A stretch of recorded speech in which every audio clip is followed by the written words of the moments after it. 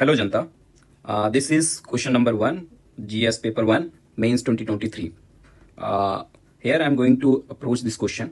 Explain करूंगा कि इस क्वेश्चन को कैसे अप्रोच किया जा सकता था and what were the keywords और क्या इंटरप्रिटेशन लेके हम इसको कर सकते थे। ठीक है, पेपर मैंने यहाँ पे खुद अप्रोच करने की कोशिश की है लिखने की कि छोटे से टाइम में और छोटी सी वर्ड लिमिट में जो अपनी 7 मिनट और 150 वर्ड में कैसे लिख सकते थे एक सेटिस्फाइंग आंसर। ठीक है, इसका अल्टरनेट अप्रोच भी हो सकता है, आप चाहो तो खुद लिखो और मुझे फीडबैक के लिए भेजना, मैं फीडबैक उसमें दे दूंगा।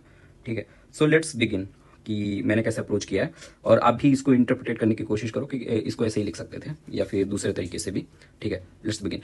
तो क्वेश्चन है explain the role of geographical factors towards the development of, क्या बोल रहा है, towards the development of ancient India.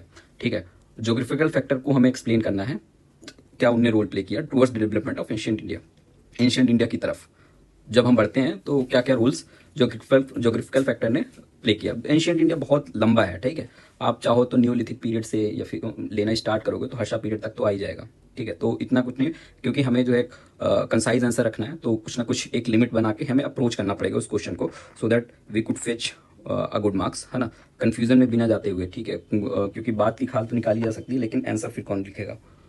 ठीक है, तो क्वेश्चन को मैंने कैसे अप्रोच किया है, डायरेक्टली आप अंडरस्टैंडिंग शो करो कि ज्योग्राफिकल फैक्टर के बारे में आपको पता है क्या होता है, आपको ये भी पता है एंशिएंट इंडिया क्या था, अब उसको ही आप लिंक करके पूरे आंसर में बताने वाले हो और एक मैप दे दोगे तो एग्जामिनर को समझ में आ जाएगा कि हाँ इसको आइडिया है ये सब चीजें। ठीक है, तो एक्सप्लेन यहाँ डायरेक्टली इंट्रो, एक ब्रीफ सा 3 लाइन का 4 लाइन का इंट्रो दे दिया कि the geographical factors like climate, physiography, natural resources etcetera played critical role in development of ancient India. Ancient India बोले तो ये इंडस वैली पीरियड से लेके हर्षा पीरियड, राइट, ऐसा करके उसमें आपने शो कर दिया, बता दिया। फिर आप हेडिंग डाल दो। हेडिंग सबसे अच्छी हेडिंग यही होती है जो क्वेश्चन में दे रखा होता है, क्वेश्चन स्टेटमेंट हाउ, उसको लिख दो, उसके हिसाब से चला करो। ठीक है, तो एग्जामिनर को भी समझेगा कि हाँ अब आंसर को एड्रेस करने जा रहे हैं और आंसर एड्रेस उसी डायरेक्शन में होगा कि रोल बताएंगे ज्योग्राफिकल फीचर का, ज्योग्राफिकल फैक्टर्स का इन डेवलपमेंट ऑफ एंशिएंट इंडिया। ठीक है, तो ज्योग्राफिकल फैक्टर्स आप कुछ भी ले सकते हो, 4-5 ही लिख सकते हैं क्योंकि टाइम कम रहता है, तो मैंने 5 लिखे हैं। ठीक है, और उसको सब्सटेंशिएट करने में मैंने ध्यान दिया।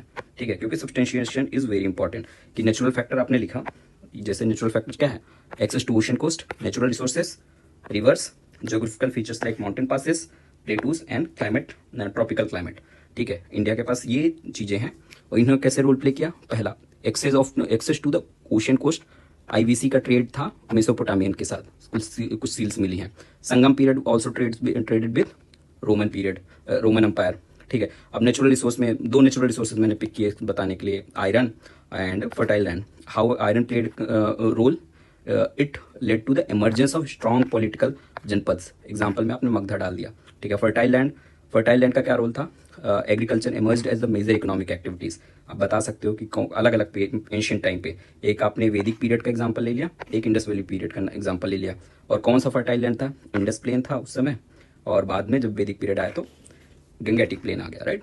और रिवर का क्या रोल था, it defined the human settlement. ठीक है, also the urban cities of ancient India.